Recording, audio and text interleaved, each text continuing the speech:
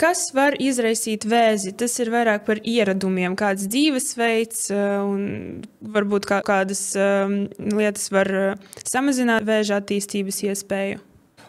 Tad pareizi, tad ir divi galvenie faktori. Mēs saprotam mūsdienās, kas izraisa vai veicina onkoloģijas attīstību. Tad viena ir ģenētika, par ko jau mēs nedaudz parunājām. Tur cilvēks tik daudz neko nevar ietekmēt, bet otrs ir dzīvesveids. Ja? Un ir, protams, vesela virkne ar faktoriem, kurus mēs zinām, kuri ir pierādīti, kuri, protams, šo onkoloģisko risku paaugstina. Protams, ir arī virkne lietu, kuras mēs varbūt šos faktorus neesam tik precīzi pierādījuši. Bet, kā piemēram, tas ir skaidrs, ja, ka smēķēšana daudzas reizes palielina plaušu vēža risku. Ja, tas ir pierādīts un par to šaubu nav. Jā, varbūt, piemēram, profesionālais sports var ietekmēt vēža attīstību, piemēram, kur var dabūt kaut kādas krūts traumas, un vai traumēšana vispār ir bīstama?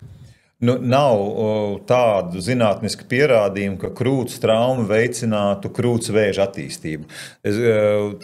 Protams, nerunājam par profesionālu sportu, bet fiziskas aktivitātes, regulāras fiziskas aktivitātes tieši otrādi ir vēža risku samazinošs faktors. Un, piemēram, ir tāds viens princips, ka ikvienam vajadzētu vismaz 3 reizes nedēļā, vismaz 30 minūtes nodarboties ar kādu tādu pietiekami intensīvu fizisku aktivitāti. Vai tā ir ātriešana, vai nūjošana, vai peldēšana, vai nezinu, ko mēs visu varam. Tā neobligāti, tas var būt arī intensīvs darbs, varbūt dārzā kaut ko rokot vai dažādi.